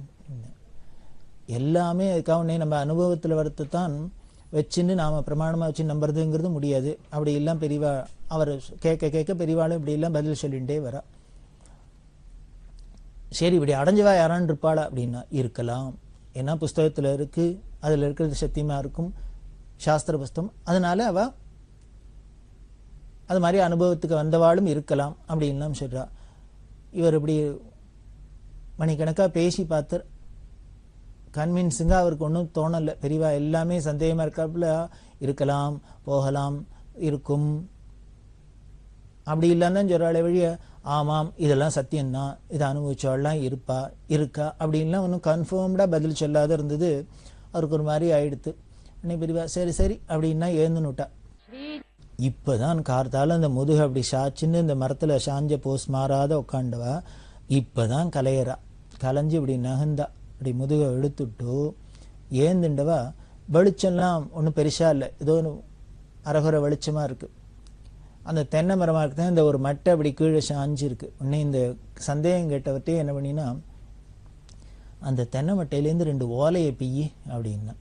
இந்த தென்னை மட்டையில் அப்படி 2 ஓலையை பிச்சா வந்துடும். அந்த 2 ஓலையை பிய்யின்னா எடுத்து முதுகில் லேசாக தட்டு அப்படின்னா. அப்படி திரும்பி முதுகை காமிச்சா. இவர் ஓலையால் அந்த இடத்துல பெரியவாசன் இந்த தட்டலான்னு போனால் இவருக்கு தூக்கி அறிபட்டது ஆச்சரியம். நடுங்கி போயிட்டு என்னென்னா முதுகில் அப்படியே இந்த கரையாம்புத்து வச்சிருக்கு. இந்த கரையாம்புத்து வச்சது அதை தட்டி அந்த மண்ணெல்லாம் தட்டி அந்த கரையானை ஓட்டணும். அதுக்காக பெரியவா அந்த ஓலையால் அதை முள்ள தட்டு அப்படின்னு. ஏன்னா அதுக்கு ஜீவஹிம்சா ஆகாத இருக்கணும். இவர் அஹிம்சா மூர்த்தியாச்சே. அதனால் இந்த ஓலையால் முள்ள தட்டு அது போகணுன்னு அப்புறம் வந்தன்னு நகரணும் அப்படின்னு. இதை பார்த்தோன்னே இந்த சந்தேகம் கேட்டவருக்கு ரொம்ப ஆச்சரியமாக இருந்தது. உடனே என்ன பண்ணார், விழுந்தார், நமஸ்காரத்தை பண்ணினார். முடியும் சாஸ்திரத்தில் சொல்லிக்கலாம், சத்தியம்தான், மனுஷாளுக்கு அனுபவத்துக்கு வரக்கூடியதுதான் அப்படிங்கிறது நிதர்சனமாக கண்ணெதிர்க்க தெரிஞ்சுட்டேன் அப்படின்னு பெரியவாள்கிட்ட பிரார்த்தனை பண்ணினார். சொல்லி அழுதர். என்ன அப்படின்னா, கார்த்தால இவா சாஞ்சவா முதுகு எடுக்கலை. ஏன்னா அந்த ஏதோ அங்கே கரையாதோ ஏதோ பார்த்துருக்கு போல இருக்கு பண்ணின்னு இருக்கு, அதை டிஸ்டர்ப் பண்ணக்கூடாதுங்கிறதுக்காக இவா முதுகை நகர்த்தாதையே அப்படியே சாஞ்ச போஸ்லேயே உட்காந்துன்னு காத்தாலேருந்து ராத்திரி வரைக்கும் அப்படியே இருந்திருக்கா. ஆனால் வரவாளோட பேசின்னு இருக்கா, அத்தை பண்ணிட்டு இருக்கா, எல்லாம் பண்ணிருக்கா. காரியங்கள் பாட்டுக்கு நடந்துட்டு இருக்கு. ஆனால் இந்த சரீர பிரஜை இருந்தால் நம்மளா இருந்தால் முதுகில் குறுகுறுன்னு ஒன்று ஓடித்துனா, ஒரு எறும்பு கிடிச்சுன்னா அது என்ன நம்மளால பிசாத இருக்க முடியுமோ? உடனே ரியாக்ட் பண்ணும். ஆனால் பெரியவா அப்படியே இருந்திருக்கான்னா இந்த சகஜ சமாதி, நிர்விகல்ப சமாதி அப்படின்னு சொல்லக்கூடியதெல்லாம் இவ சகஜமாக உள்ளுக்குள்ள ஆத்மாராமனா அந்தரியாமல் இருந்ததுனால தான் இந்த சரீர பிரஜை போயிடுத்து. சரீர பிரஜை போயிடுத்துங்கிறதுனால இது கட்டையாக கிடக்கல, காரியங்களும் பண்ணின்னு இருக்கு. இது அத்தனையும் முடியும்னு சாஸ்திரம் சொன்னதுக்கு பிரமாணமாக நிதர்சனமாக எய்த்தாப்புல ஒரு உருவமாக பெரியவா இருந்ததை அவர் பார்த்தார். பார்த்துட்டு கண்ணால் தாரதாரியாக விட்டு, பெரியவா என்னமோ இருக்கும் புஸ்தகத்தில் எழுதியிருந்தா சத்தியமாக தான் இருக்கும், சாஸ்திரம் சொன்னால் அது உண்மையாக தான் இருக்கும், அப்படி அடைஞ்சவாளும் இருக்கலாம் அப்படி இப்படின்னு சொல்கிறா. ஆனால் நேர பார்த்தா இவாளே அப்படிதான் இருக்கா. அதை சொல்லக்கூடாதோ, அதெல்லாம் முடியும்ப்பா என்னை பார்த்துக்கோயேன் அப்படின்னு சொல்லியிருக்கக்கூடாதோ. எக்ஸாம்பிள் இவருக்கு கன்வின்ஸ் ஆகிருப்போம் இல்லையோ. ஆனால் அது சொல்லாத இருக்கலாம், போகலாம், யாரையானும் இருக்கலாம், எங்கேயானும் இருக்கலாம், அப்படிலாம் ஏன் சொல்கிறான்னார். ஆமாம் இருக்கேன் பார்த்துக்கோ அப்படின்னு சொல்லிட்டாலே நமக்கு அதில் ஒன்றே ஒரு சந்தேகம் வந்தாலும் வரும். இப்போ அதை சொல்லாத இருக்கலாம்னு சொல்லிட்டு அப்புறம் கடைசியில் காமிச்சோன்னு தான் இவருக்கு ஆச்சரியத்தில் உறைஞ்சி போகிறாப்புல இருக்கு. அப்படி ஒரு யோகீஸ்வரர், அப்படி அந்த சரீர பிரஜை இல்லைன்னா கூட அந்த சரீரத்தை வச்சுன்னு என்னென்ன காரியம் உலகத்துக்கு பண்ணணுமோ அதுக்கு நியமிச்சிருக்கோ ஈஸ்வர சங்கல்பம், அதில் அப்படியே கரெக்டாக இருந்தா. இப்போ கிருஷ்ணா அவதாரம் முதலான அவதாரங்கள்லாம் அப்படி தான் பார்க்குறோம். கிருஷ்ணரை பார்த்தா ஷோடச ஸ்ரீ சகஸ்ரேசாய நமஹ அப்படின்லாம் அவரோட அஷ்டோத்திரத்துலாம் வருது. இத்தனை ஸ்திரீகளோட இருந்ததுனால அவரோடனே ஏதோ நாம் தப்பாக அபிப்பிராயப்பட்டிக்கிறோம். ஆனால் என்ன பண்ணுறதுன்னு அநாதி பிரம்மச்சாரிணே நமஹ அப்படின்னு அதே அஷ்டோத்திரத்திலேயே வருது. இவர் தான் ஷோடச ஸ்ரீ சகஸ்ரேசனாவும் இருக்கார், அநாதி பிரம்மச்சாரியாவும் இருக்கார். அப்படின்னா அது எப்படி முடியும்? அதான் முடியும். பார்க்குறமே என்ன பாவத்தில் அத்தனை பத்தினிகள் கிரகத்திலையும் எல்லா கிருஷ்ணர் இருந்தாப்புல இருக்கு அப்படின்லாம் எல்லாமோ பார்க்குறோம். இதெல்லாம் முடியுமா அப்படின்னு முடியும். அதுதான் யோகீஸ்வரர். அந்த யோகீஸ்வரர் தான் நம்ம கண்ணால் பார்த்தது பெரியவா. இப்படி தான் அந்த இளையாத்தங்குடியில் இருக்கிறதே பல நிகழ்ச்சிகள். அப்போது இன்னொன்று முக்கியமான ஒன்று நடந்து, அஷ்டகிரக சேர்க்கை அப்படின்னு ஒன்று. அந்த அஷ்டகிரக அதான் என்ன சொன்னால், ஜோதிஷ ரீதியாக 8 கிரகங்கள் ஒன்றா சேருது. ராகு தவிர என்னமோ மீதி கிரகங்கள்லாம் ஒன்றா சேருது, நேர்கோட்டுக்கு வருது. இந்த கிரகங்கள்லாம் அப்படி 8 கிரகம் ஒன்றா சேர்த்தே பெரிய உலகத்துக்கு பெரிய ஆபத்து வரப்போகிறது, பேராபத்து வரப்போகிறது, அது இதெல்லாம் சொல்லி ஜோதிஷ ரீதியாக அது இது எல்லாம் எப்பொழுதுமே இது மாதிரி விஷயங்கள்லாம் கிளப்பி விட்டு ஒரே ஜனங்களை பீதி கலவரப்படுத்துறதுக்கு தான் எல்லாருக்கும் உலகத்துக்கு தெரியுமே. அப்படி எல்லாரும் கலவரப்பட்டு இதுலேருந்து எப்படி தப்பிச்சுக்கிறது அப்படின்லாம் தவிக்கிறதே தான் பெரியவாள்கிட்ட வந்து சொல்ல. பெரியவா என்ன பண்ணா ரொம்ப சிம்பிளாக முடிச்சுட்டா.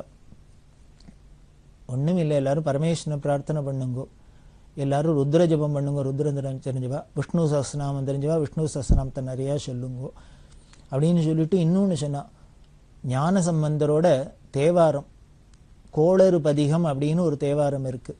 அதாவது ஞான சம்பந்தர் மதுரைக்கு போகிறதா தீர்மானமாயிருந்தது. மதுரையில் அப்போ ராஜா பாண்டி ராஜா சமண மதத்தை தழுவி இருந்தான். அந்த ராஜாவோட பத்தினி மங்கையர்க்கரசி அப்படின்னு மகாராணி, அந்த பரமபக்த. அந்த அம்மாவுக்கு ரொம்ப வருத்தம், தன்னோட கணவர் இப்படி சமண மதத்துக்கு மாறிட்டாரே, நாடே இப்படி சமண மதத்தை மாற்றிவிட்டாளே, அதனால் திருப்பி நம்ம சைவம் தழிக்கணுமே, மீனாட்சி சுந்தரேஸ்வருக்கு பூஜை நடந்துன்னு அவளை கொண்டாடின்னு இருக்கணுமே அப்படின்னு ஆசையில் என்ன பண்ணினா, இதை யார் வந்து ராஜா மனசை மாற்றி பழையபடி இவனை மாற்றுவா அப்படிங்கிறதே தான் ஞானசம்பந்தரோட பெருமை தெரிஞ்சு குலச்சிறையார்னு மந்திரியை அனுப்பிச்சு ஞானசம்பந்தர் மதுரைக்கு வர முடியுமா பாண்டி நாட்டுக்கு வர முடியுமா பண்ணி அழைச்சிருக்கா. அப்போது ஞானசம்பந்தர் பாண்டி நாட்டுக்கு வரதா தீர்மானம் ஆகிடுத்து. அப்போது கூடவே யாத்திரை பண்ணிட்டு இருக்கிற அப்பர் சுவாமிகள் சொன்னார், இல்லை இல்லை அவள்லாம் சமணர்கள்லாம் மந்திர தந்திரங்கள்லாம் ரொம்ப செய்வினை பண்ணுறதுலாம் வெட்டிக்காரா அப்படின்லாம் சொல்கிறா, அதனால் அங்கெல்லாம் போய் மாட்டிக்க வேண்டாம், இப்போ அந்த தேசம் அப்படி இருக்குது, இது குழந்தை என்ன ஞானசம்பந்தர் குழந்தையோ இல்லையோ, இந்த குழந்தையா இருக்குது, பச்சை குழந்தையா இருக்குது, இதுக்கு ஏதானும் ஹானி வந்துட போகிறது, ஏதானும் பண்ணிட்டு போகிறா, அதனால் போக வேண்டாம், நமக்கு இப்போ கிரகங்கள்லாம் சரியில்லை, கிரக கோளாறு இருக்குது, வேண்டாம் அப்படின்னு சொல்கிறதே தான் ஞானசம்பந்தர் என்ன பண்ணுற இந்த பதிகத்தை பாடினர். வேயுரு தோழி பங்கன் விடமுண்ட கண்டன் மிக நல்ல வீணை தடவி மாசரு கங்கை முடிமேல் அணிந்தன் உடைமையை புகுந்த அதனால் ஞாயிறு திங்கள் செவ்வாய் புதன் வியாழன் வெள்ளி சனிபாம்பிரண்டும் உடனே ஆசரு நல்ல நல்ல அவை நல்ல நல்ல அடியாரவர்க்கு மிகவே அப்படின்னு ஆரம்பித்து 10 பாட்டு பதிகம். அதில் அப்பர் சுவாமிகிட்ட சொல்கிறார், சர்வேஸ்வரனான பரமேஸ்வரன் நம்ம மனசில் இருக்கிறதே, அவன் நம்ம உள்ளத்தில் பூந்துண்டு அவன் நமக்கு அனுகிரகம் பண்ணிட்டு இருக்கிறதே, இந்த கிரகங்கள்லாம் என்ன பண்ண போகிறது, நட்சத்திரங்கள்லாம் என்ன பண்ண போகிறது, ஒன்றும் பண்ணாது அப்படிங்கிற. அருணகிரினாரும் தானே சொல்கிறார், நாள் என் செய்யும் நாடி வந்த கோள் என் செய்யும் கொடுங்கூற்றென் செய்யும் அப்படின்லாம் சொல்றாரு. யமனால என்ன பண்ண முடியும், கிரகங்களால என்ன பண்ண முடியும், நட்சத்திரங்களால என்ன முடியும், என்ன வேலும் மயிலும் முன்னாடி இருக்கிறதே, அந்த ஷண்முகனான அவன் இருக்கிறதே, அவனோட அனுகிரகம் இருக்கிறதே, இதெல்லாம் என்ன பண்ணும் அப்படின்னு பரம தைரியமா தானே இருக்கா மகான்கள். அதுக்காக தானே அது பாடியே வச்சிருக்கா. நமக்கு இது மாதிரிலாம் வரத்தே நாம இதெல்லாம் ஞாபகப்படுத்திக்கணும். அதுக்காக தான் இருக்கு. அதைத்தான் பெரியவா சொல்லி இப்போ என்ன பண்ணா, அதனால அப்பேற்பட்ட மகான் அம்பாளோட வாக்குல இருந்து அவரோட வாக்கா சொல்ற. ஏன்னா அவரே சொல்ற, எனதுரையே தனதுரையாக அப்படின்னா ஞானசம்பந்தர் தேவாரத்தில் சொல்லிக்கிற. இது நான் சொல்றது இல்லை, நான் பாடுறது இல்லை, எனக்குள்ளே அந்தரியாமையா இருந்துன்னு அந்த பகவான் தான் சொல்ற, அந்த பராசக்தி தான் அவளோட வாக்கு தான் அப்படின்லாம் சொல்ற. அதனால அவர் சொன்னா, சம்பந்தர் சொன்னாலே ஈஸ்வர வாக்கு தான். அப்படி ஒரு வாக்கு இருக்கு. ஞானப்பால் குடிச்ச குழந்தை அனுகிரகம் பண்ணினது. அதனால இந்த கோளறு பதிகத்தை எல்லாரும் படிக்க சொல்லலாம் அப்படின்னு, இது எல்லாராலையும் சமஸ்த ஜனங்களும் பண்ணலாம் அப்படின்னு சொல்லி கோளறு பதிகத்தை எல்லாரும் நிறைய பாராயணம் பண்ணணும்னு சொல்லி பிரிண்ட் பண்ண சொல்லி எல்லாருக்கும் விநியோகம் பண்றா. இதை பார்த்துட்டு பெரியவா கோளறு பதிகத்தை இந்த அஷ்டகிரக சேர்க்கையிலேருந்து எல்லாரும் நல்லதை அடையறதுக்காக, இந்த கிரக கோளாறுலாம் போறதுக்காக கோளறு பதிகம் படிக்க சொல்லி இந்த தேவாரத்தை பாராயணம் பண்ண சொல்றா. அதை மடத்துல பிரிண்ட் பண்ணி கொடுத்தா, அப்போ சைவ ஆதீன மடாதிபதிகள்லாம் ரொம்ப ஆச்சரியப்பட்டா. ஏன்னா இந்த தேவாரம் நமது தமிழ் மறையெல்லாம் தான் ரொம்ப சிரமப்பட்டு காப்பாத்தின்னு வரா. இந்த அஷ்டகிரக சேர்க்கையிலேருந்து அந்த உபாதையிலேருந்து தப்பிக்கிறதுக்காக பெரியவா கோளறு பதிகம் ஞானசம்பந்தரோட தேவாரத்தை பாராயணம் பண்ணணும் அப்படின்னு இது பரிகாரமாக சொன்னோன்னு இந்த சைவ மடாதிபதிகளுக்கு ஆதீனங்களுக்கெல்லாம் ரொம்ப ஆச்சரியமாக இருந்தது. ஏன்னா அவள் தான் இந்த தேவாரம் திருவாசகம் இது மாதிரி தமிழ் மொழியெல்லாம் அவள் தான் ரொம்ப பாடுபட்டு காப்பாற்றின்னு வரா. அப்பேற்பட்ட அவளுக்கு பெரியவா ஒரு அஷ்டகிரக சேர்க்கையில் கொடுமையிலேருந்து தப்பிச்சுக்கிறதுக்கு ரொம்ப சிறந்த பரிகாரமா இந்த தேவாரத்தை, அந்த கோளறு பதிகத்தை பாராயணம் பண்ணினாலே போரும் அப்படின்னு சொன்னது அவளுக்கெல்லாம் ரொம்ப ஆச்சரியமா இருந்தது. அதாவது இந்த கோளறு பதிகத்துக்கு இப்படி இல்லாம ஒரு உபயோகம் இருக்கு, பலன் இருக்கு அப்படின்னு பெரியவா சொன்னது இப்போ உலகம் முழுக்கலும் தெரிஞ்சுதே அப்படின்னு அவள்லாம் ரொம்ப சந்தோஷப்பட்டு பெரியவாள்கிட்ட பாராட்டினா. இதெல்லாம் இது மாதிரி எங்கெங்க பொக்கிஷன்லாம் இருக்கு, அதை எடுத்து எப்போ விநியோகம் பண்ணி எதுக்கு எப்படி உபயோகப்படுத்தணுங்கிற அந்த ஞானம்லாம் மகா ஞானி பெரியவா தான் அப்படின்னு அவள்லாம் ரொம்ப சந்தோஷப்பட்டா. அப்படிதான் இந்த கோளறு பதிகத்தை பாராயணம் பண்ண சொன்னா. அந்த கோளறு பதிகம் ரொம்ப உயர்ந்த கிரந்தம், எல்லாருமே அதை பாராயணம் பண்ணலாம். இன்னொன்று, இது மாதிரி இந்த கிரக உபாதைகள்லாம் வரத்து யாருமே அதுக்காக உடனே ஒரு கலவரப்பட்டு ஒரு பயப்படக்கூடாது. அந்த பயமே நமக்கு ஒரு பெரிய கெடுதலாக இருக்கும், பல கெடுபலனாக இருக்கும். அதனால அதில் ஒரு தைரியம் வேணும். இப்போ தான் ஒருத்தர் பெரியவாள்கிட்ட வந்தார். பெரியவாள்கிட்ட வந்து எனக்கு 10ல் குரு வருது, அதனால ஜோசியர் எனக்கு ரொம்ப கெட்ட காலம் அப்படின்னு சொல்றார் அப்படின்னு. கிரகங்கள்லாம் அந்தந்த சுழற்சியில் அந்தந்த இடத்துக்கு வரத்தான் வரும், அதில் என்ன அப்படின்னா பெரியவா இல்லை 10ல் குரு வந்தாக்கு தான் ராமர் காட்டுக்கு போனாராம், பதவி இல்லாமல் எடுத்து 10ல் குரு பதவியை பறிக்கும் அப்படின்பா. அதனால தான் ராமருக்கு ராஜ பதவி இல்லாத காட்டுக்கு துரத்து விடுத்துன்னு சொல்றா. அதனால எனக்கும் கவலையா இருக்கு, பயமா இருக்கு, ஜோசியர் இப்படி சொல்றார் அப்படின்னா. உடனே பெரியவா சிரிச்சுட்டு, ஓ ராமருக்கு 10ல் குரு வந்ததுனால தான் காட்டுக்கு போனார் அப்படின்னாக்க, அப்போ எல்லாரும் 10ல் குரு வருவா, எல்லாரும் காட்டுக்கு போறாளா உலகத்துல? இது என்ன நியாயம்னு தெரியல. அப்படியே வச்சுக்கோ, காட்டுக்கு போறதா வச்சுக்கலாம். ராமருக்கு அயோத்தியில ராஜாவா இருந்ததை விட காட்டுல போறது இன்னும் சௌக்கியமா தான் ஆனந்தமா தான் அவர் இருந்திருக்கார். அவரை பொறுத்த வரைக்கும் நாட்டில் உள்ள சௌரியங்கள்லாம் இல்லைன்னா கூட அவர் சந்தோஷமா தான் இருந்தார் அப்படின்னு ராமாயணத்தில் தெரியும். எத்தனை ரிஷிகளை தரிசனம் பண்ணியிருக்கார், எத்தனை ரிஷிகளோட ஆசிரமத்துக்கு போயிருக்கார், எத்தனை ரிஷிகளுக்கு தன்னோட தரிசனத்தினால ஆனந்தம் கொடுத்திருக்கார், அகல்யே முதலான எத்தனை பேருக்கு சாப விமோச்சனம் பண்ணியிருக்கார், எத்தனை நல்ல காரியம், எத்தனை அரக்கர்கள்லாம் வதம் பண்ணியிருக்கார். இப்படி எத்தனை நல்ல காரியம் தானே நடந்திருக்கு, உலகத்துக்கே நல்ல காரியம் தானே நடந்திருக்கு அந்த காலகட்டங்கள்ல. அதனால அவர் காட்டுக்கு போனதுனால ஒன்றும் குறைஞ்சு போயிடலையே, கெடுதலா தெரியலையே எனக்கு, அதனால என்ன இப்போ அப்படிங்கிற. சீதையே ஒரு இடத்துல சொல்றா ராமர்கிட்ட, இவ்வளவு ஆனந்தமா இருக்கேன் இந்த காட்டுல, இப்படி ஒரு வனவாசத்துல, அதனால நமக்கு எதுக்கு திருப்பி அயோத்திக்கு போகணும், இந்த 14 வருஷம்னு வச்சு நம்ம ஏன் திருப்பி அயோத்திக்கு போகணும், அதனால பரதன் பாட்டுக்கு ராஜ்யத்தையே ஆண்டு நிற்கட்டும், நாம பாட்டுக்கு இப்படி ஏகாந்தமா அழகா வனத்துல சஞ்சாரம் பண்ணிட்டு இந்த ரிஷிகள்லாம் தரிசனம் பண்ணிட்டு இவாளுடைய ஆனந்தமா இருக்கலாமே அப்படின்னு சொல்றா சீதை. இதை கேட்டுட்டு ராமர் ரொம்ப சந்தோஷப்பட்டு தன்னோட மனைவியோட பெருமையை அப்படியே புலகாங்கிதம் அடையிற.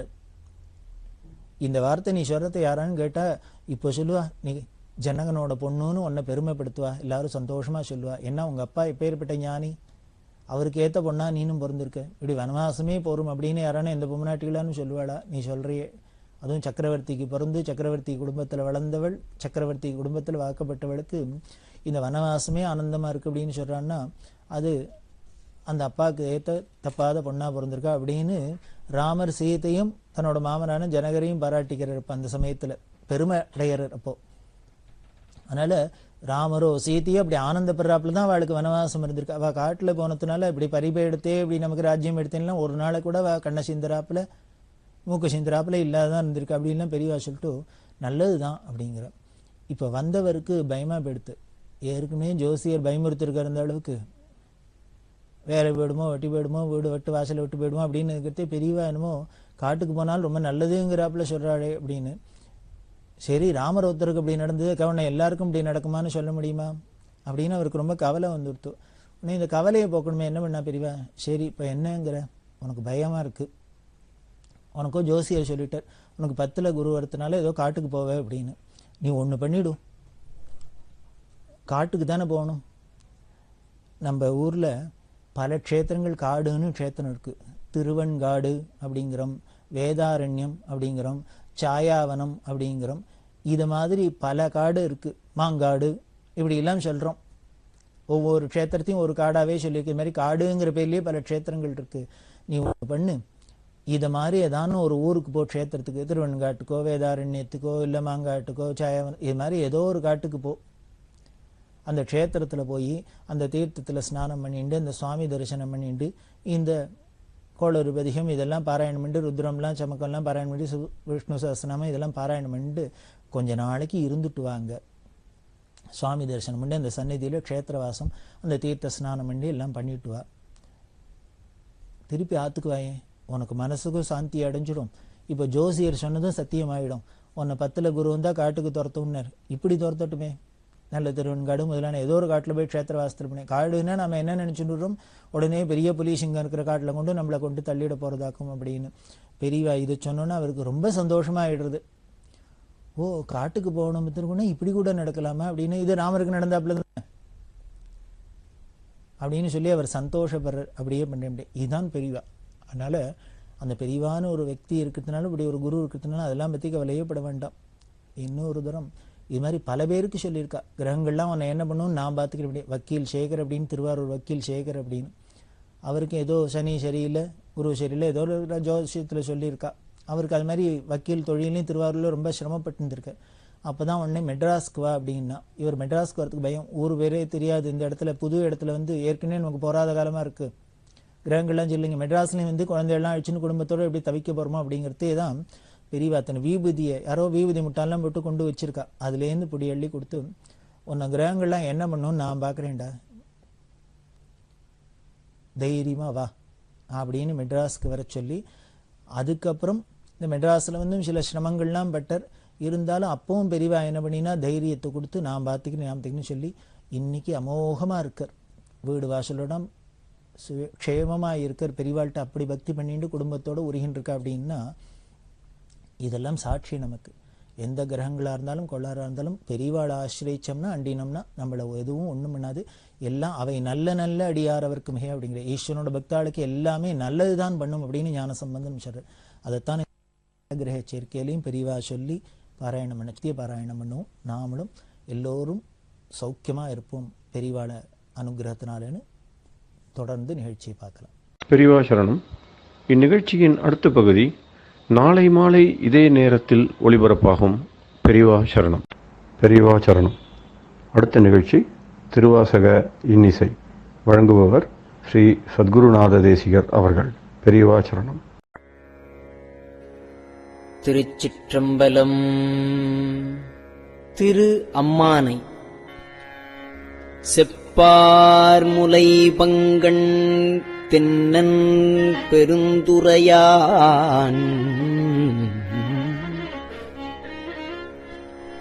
செப்பார்முலை பங்கன் தென்னன் பெருந்துரையான்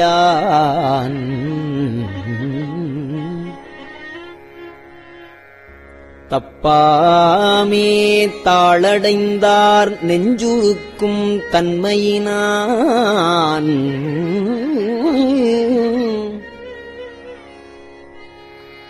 அப்பாண்டி நாட்டை சிவலோகம் ஆக்குவித்த அப்பு ஆறு சடையப்பன் ஆனந்தவார்களே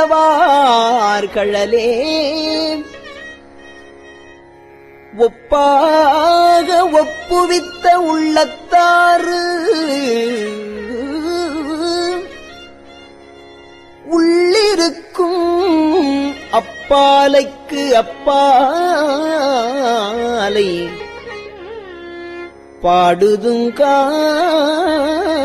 பாடுதுங்காள் அம்மானாய்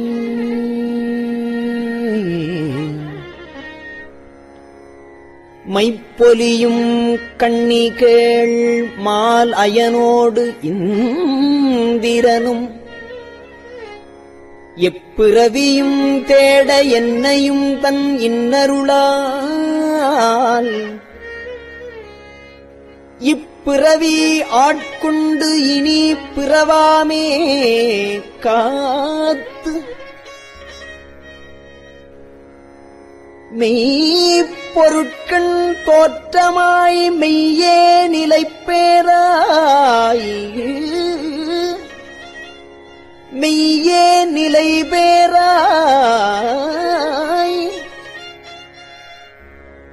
எப்பொருட்கும் தானேயாய் யாவைக்கும் வீடாகும் அப்பொருளாம் நம் சிவனைப் பாடுதுங்காள்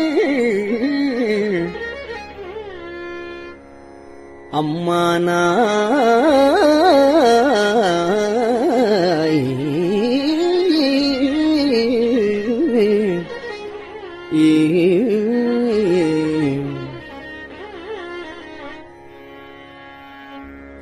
கையார் வளை சிலம்ப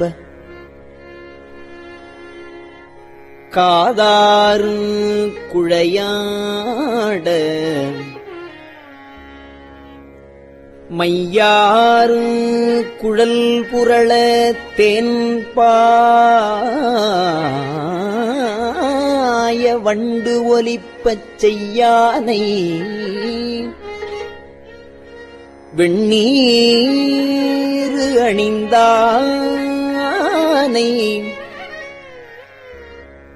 சேர்ந்து அறியா கையானை எங்கும் செறிந்தானை அன்பர்க்கு மெய்யானை அல்லாதார்க்கு அல்லாத வேதியனை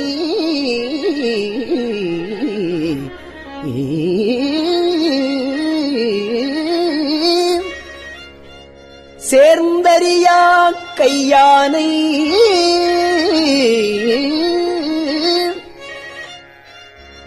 எங்கும் செறிந்தானை அன்பர்க்கு மெய்யானை அல்லாதார்க்கு அல்லாத வேதியனை ஐயாறு அமர்ந்தானை ஐயாறு அமர்ந்தானை பாடுதுங்காள்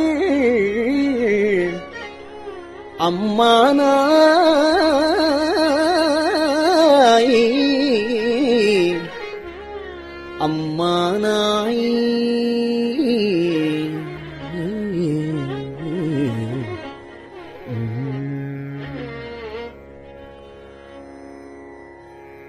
ஆனையாய் கீழமாய் மானுடராய்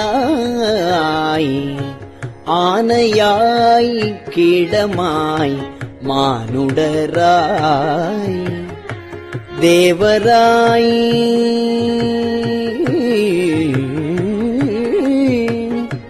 ஆனையாய் கீழமாய் மானுடராய்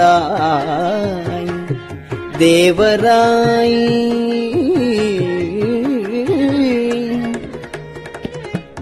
ஏனை பிறவாய் பிறந்திறந்து எய்தேனை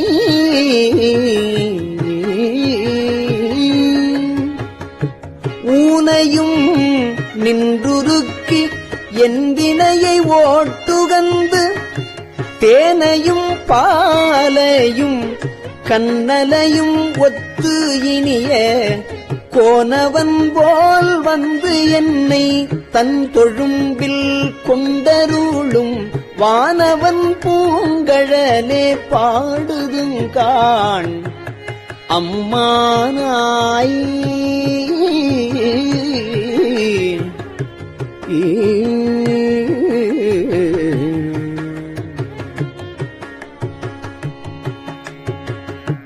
சந்திரனை தேய்த்தருளி தக்கந்தன் வேள்வியினில் இந்திரனை தோள் நெறித்திட்டு எச்சன் தலை அறிந்து அந்தரமே செல்லும் அலர்கதிரோன் பல் தகர்த்து சிந்தித்திசை திசையே தேவர்களை ஓட்டுகந்த செந்தார் பொழில் குடை சூழ் தென்னல் பெருந்துரையான் மந்தார மாலையே பாடுதுங்கான் அம்மானாய்.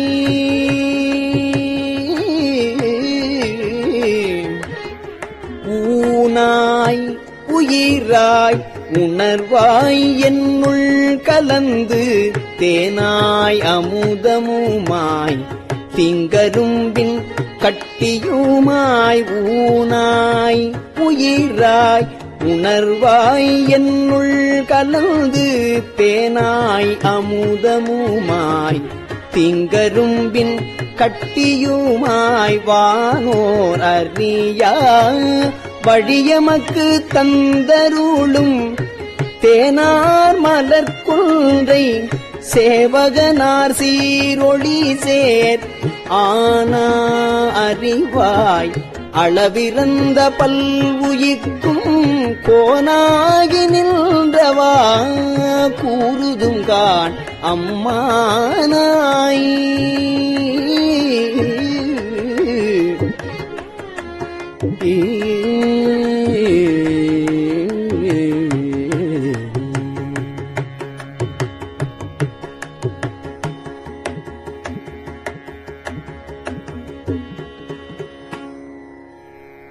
சூடுவேன்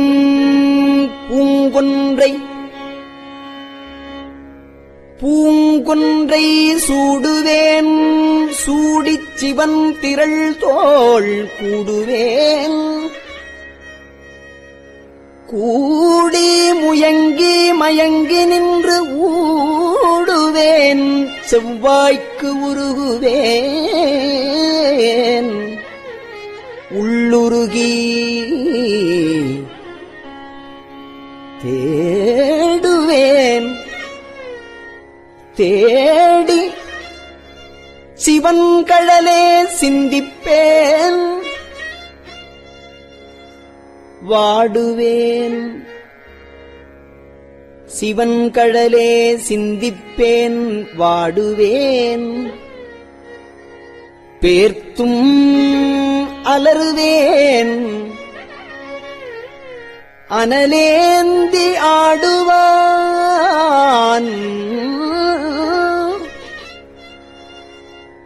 அனலேந்தி ஆடுவான் சேவடியே பாடுதுங்கான்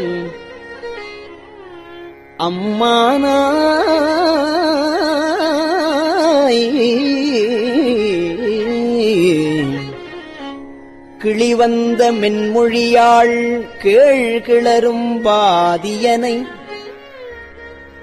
வெளிவந்த மாலையனும் காண்பரிய வித்தகனை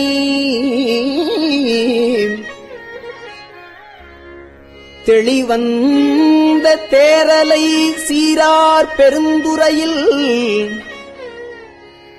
எளிவந்து இருந்து இறங்கி எண்ணறிய இன்னருளால்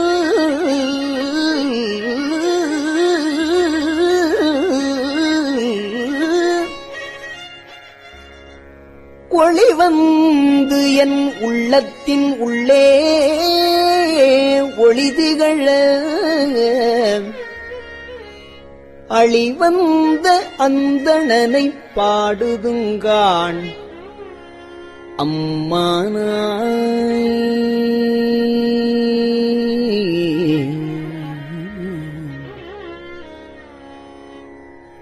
முன்னானை மூவர்க்கும் முற்றுமாய் முற்றுக்கும் முன்னானை மூவர்க்கும் முற்றுமாய் முற்றுக்கும் பின்னானை பிஞ்சகனை பேணு பெருங்குறையின் முன்னானை மூவர்க்கும் முற்றுமாய் முற்றுக்கும் பின்னானை பிஞ்சகனை பேணு பெருங்குறையின் மன்னானை வானவனை மாதியலும் பாதியனை தென் ஆனை காவானை தென்பாண்டி நாட்டானை என்னானை என்னப்பல் என்பார்கட்கு இன்னமூதை அன்னானை அம்மானை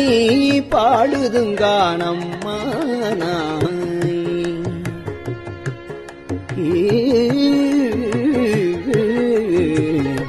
பெற்றி பிறக்கரிய பெம்மான் பெருந்துரையான் கொற்ற குதிரையின் மேல் வந்தருளி தன் அடியார் குற்றங்கள் நீக்கி குணங்கொண்டு கோதாட்டி சுற்றிய சுற்ற தொடரறுப்பான் தொல் புகழே பற்றி இப்பாசத்தை பற்று அரணாம் பற்றுவான் பற்றிய பேரானந்தம் பாடுதுங்கான் அம்மானாய்.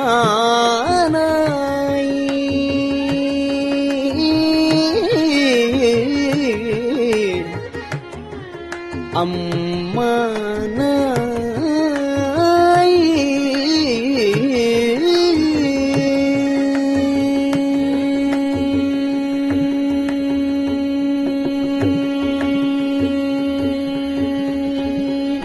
திருச்சிற்றம்பலம். பெரியவா சரணம். இந்நிகழ்ச்சியின் அடுத்த பகுதி நாளை மாலை இதே நேரத்தில் ஒளிபரப்பாகும். பெரியவா சரணம். பெரியவா சரணம். பெரியவா வானொலியின் இன்றைய நிகழ்ச்சிகளின் நிறைவாக திருப்பொன்னூசல் வழங்குபவர் சத்குருநாத தேசிகர் அவர்கள். பெரியவா சரணம். திருச்சிற்றம்பலம். திருப்பொன்னூசல். கோலவரை குடுமி வந்து குவலயத்து சால அமுதுண்டு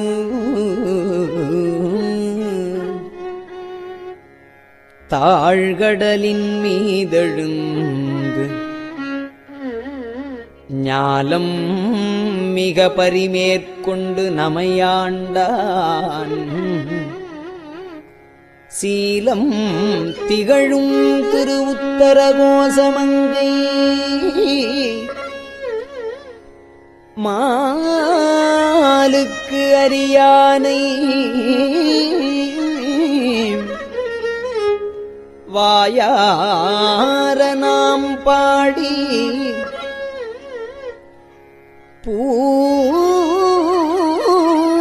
பூலித்து அகங்குழைந்து பொன்னூசல் ஆடாமோ.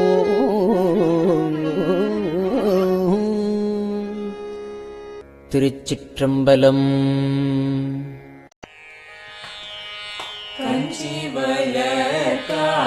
காமாட்சி தன் குழந்தாய் சங்கரே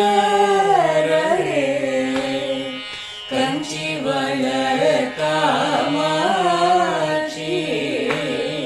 தன் குழந்தாய் சங்கரே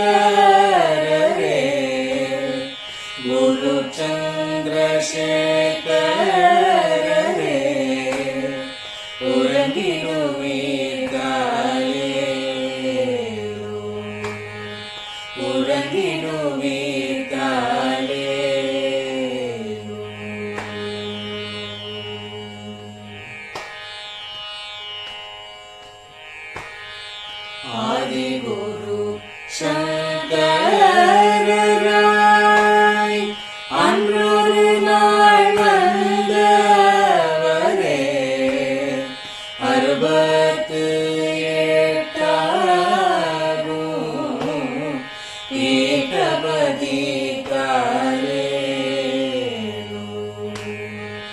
ஏழுலகும் பூப்பவரே காப்பவரே கடப்பவரே எல்லோர்க்கும் அருள்பவரே உலகிடுவீர்காலே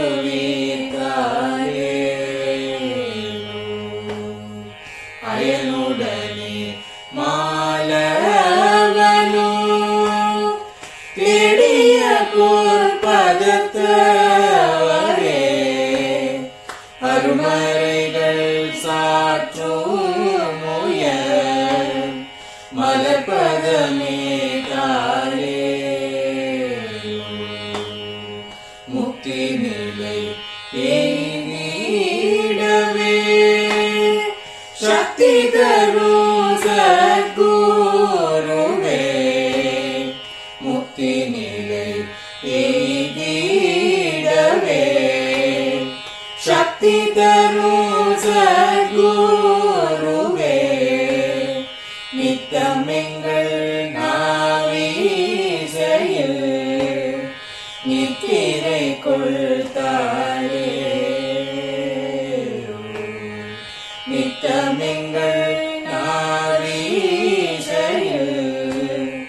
நித்திரை கொள்தாளே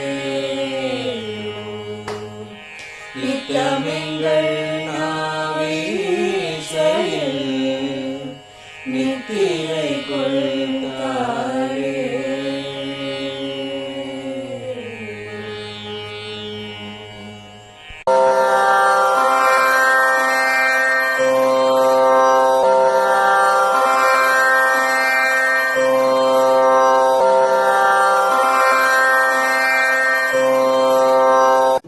பெரியவா சரணம்.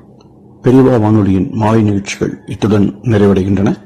எமது அடுத்த ஒளிபரப்பு நாளை காலை இந்திய நேரப்படி 6 மணிக்கு துவங்கும். பெரியவா சரணம்.